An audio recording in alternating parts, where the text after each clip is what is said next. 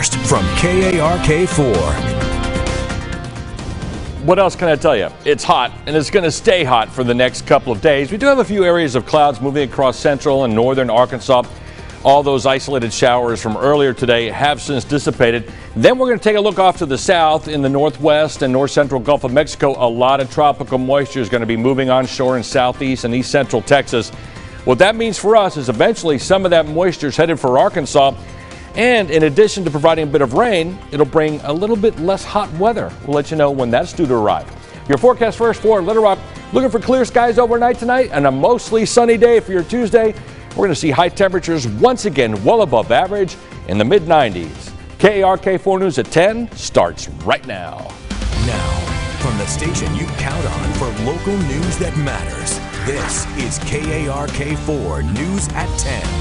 Vaporizing the vaping. It could all go up in smoke if one state senator has his way. Thanks for joining us tonight at 10, everybody. I'm Bob Clausen. And I'm Ashley Ketz. It's called the School Safety Act. It would ban vaping in areas where smoking is already prohibited.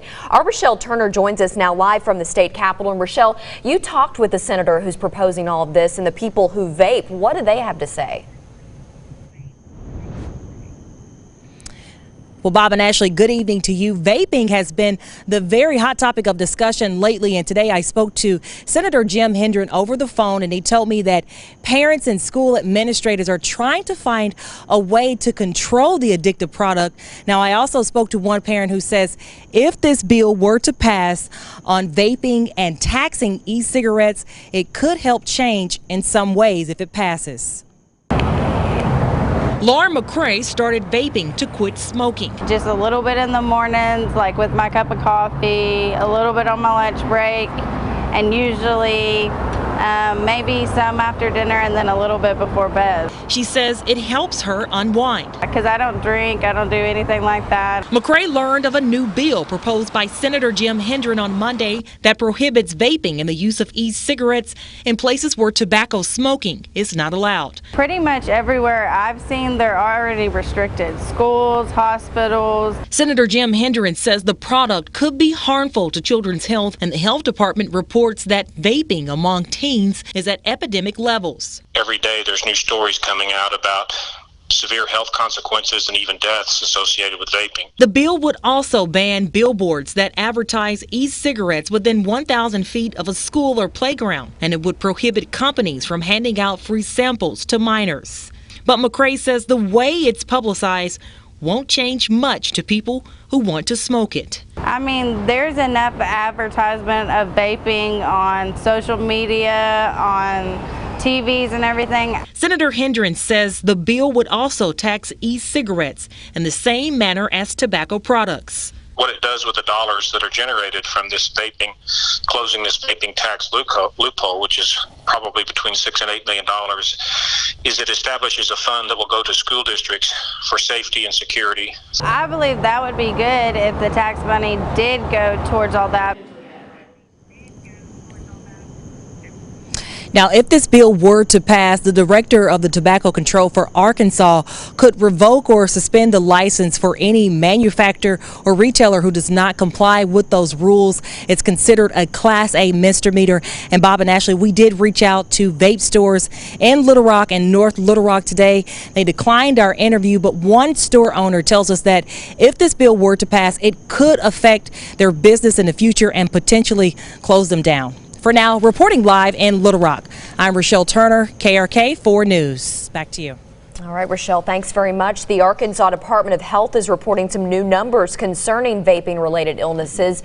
2 cases have been confirmed. 2 others are probable. 4 are under investigation. No deaths in Arkansas have been reported, despite several across the country. Following some breaking news out of North Little Rock, police have made an arrest in a homicide from Friday night. We're told that 46-year-old Andrea Barfield is behind bars this evening. She is accused of killing Anastasia Brewer. Brewer was found inside a car on Vine Street. She was suffering from blunt force trauma. Barfield is being held without bond.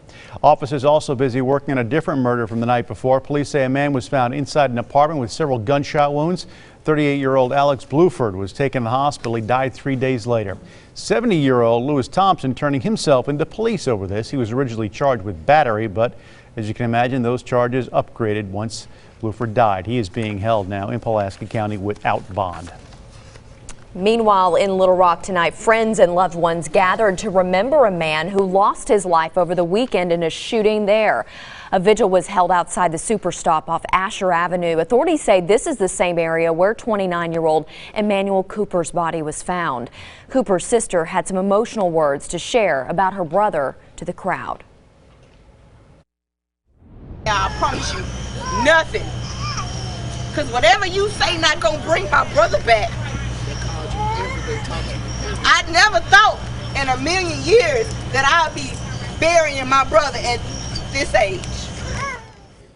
Another man was also injured in this shooting. At this point, police have not released any suspect information. If you have anything that could help them in their investigation, give them a call. Cemetery cleanup goes too far for some grieving families, finding memorials removed from their infants' graves. Our Susan L. Corey is back from Conway. And Susan, understand a lot of these are priceless items. They know where they were moved or why they were moved. Well, Bob and Ashley, we know landscapers are the ones who moved everything, and they were following rules at the cemetery, but families I talked to believe the area just for infants was singled out here. At the back of Crestlawn Cemetery is where the Innocence Garden is, and families usually leave small things like toys, pacifiers on grave markers. That was all recently piled up, with caretakers saying they were in the way of mowers. One mom I talked to wants to know why this hasn't been an issue all summer. This is towards the end of the mowing season, so why is it just now a problem? Why are we just now raking it off and acting as if it's trash? The cemetery tells me the little trinkets are a safety hazard since they could be hit by a lawnmower. That's why only attached flower holders are allowed during months when mowing happens. When we were out there today, we did see small memorials on other graves that were all untouched. That's something families tell me they'll be bringing up tomorrow night when they get to meet with management. Both sides here telling me they just want to resolve this without adding to anyone's grief. Back to you. All right, Susan, thanks very much. Hey, you may want to fill up your gas tank sooner rather than later. With U.S. gas prices expected to rise this week after an attack badly damaged 2 oil facilities in Saudi Arabia. Gas Buddy says consumers should expect prices at the pump to jump between 10 and 25 cents for a gallon of regular. The spikes could come as early as tomorrow. Meanwhile, President Trump says it looks like we know who was behind the attacks, one of the world's largest oil refineries. That was a very large attack, and it could be met with an attack many, many times larger very easily by our country. But we're going to find out who definitively did it first. U.S. oil prices had their biggest spike in a decade following this weekend's attacks. Farmers hit by natural disasters in 2018 and 2019 could be eligible for $3 billion in aid. Sign up for that relief is just beginning. Anyone who suffered losses in storms is encouraged to take advantage of the funds. If you're wondering if you're eligible, check out USDA.gov to see what criteria you need to get help. And the Boys and Girls Club here in Central Arkansas is facing some financial challenges that could force some centers to close.